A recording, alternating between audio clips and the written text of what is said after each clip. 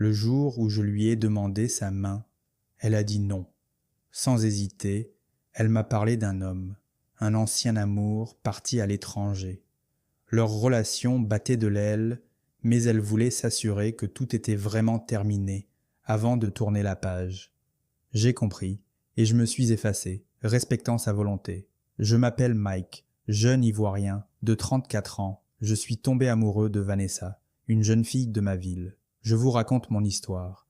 Un jour, Vanessa m'a dit « Je pense que je perds mon temps à attendre quelqu'un qui ne reviendra pas. Je passe à autre chose. » Ce fut le début d'une histoire nouvelle entre nous deux. Mais rien n'était simple. Elle jetait encore des regards en arrière, espérant un signe de cet homme lointain. Mais le silence répondait toujours à ses attentes. Petit à petit, elle s'est ouverte à notre amour. Une année plus tard, nos familles se sont rencontrées pour la cérémonie traditionnelle de premier pas. Nous avions fixé la date du mariage pour 3 mois plus tard. J'ai même loué un appartement, bien que je n'y habitais pas encore. Vanessa s'y installa seule, en attendant le grand jour. Puis, Aline entra dans ma vie, une ancienne camarade de lycée, disait-elle. Elle semblait tout connaître de cette époque, détaillant des souvenirs que peu de gens auraient pu inventer. Notre amitié naquit ainsi, simple au début, puis plus régulière. Ce n'était qu'une amitié sans arrière-pensée. Du moins, c'est ce que je pensais. C'est à ce moment que ma fiancée changea. Elle devenait distante, absente. Elle évitait mes appels, mes visites. Elle provoquait même des disputes sans raison valable. Lorsqu'elle acceptait de me voir, elle disait que tout allait bien. Mais je sentais que quelque chose de grave se préparait. Je restais malgré tout serein, tout en espérant que la situation change. Un soir, ma fiancée vint me voir. Elle devait voyager pour le travail, disait-elle. 5 jours d'absence. Elle passa la nuit chez moi. C'était doux, paisible, comme un souvenir d'avant. Le jour du départ de Vanessa, mon amie Aline m'appela. Elle voulait passer me voir ce week-end-là. Je n'y vis aucun mal, vu que c'est une amie de longue date. Elle insista pour venir chez moi. Je ne sais même pas où tu vis, pourquoi pas chez toi?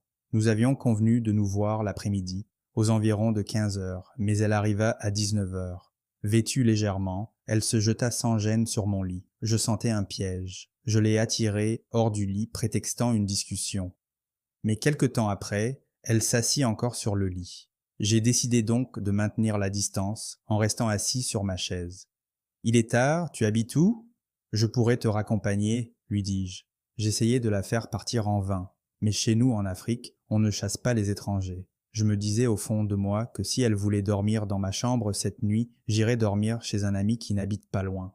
Mais à 21 heures, la porte s'ouvrit violemment. Ma fiancée Vanessa était là, avec sa petite sœur. Ce fut un chaos.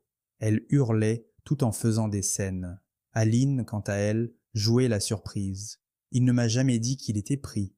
J'étais pris au piège, figurant d'un mélodrame dont je n'avais jamais lu le script. Le lendemain, ma fiancée m'envoya un simple message. « C'est fini. » Je pensais à une crise passagère.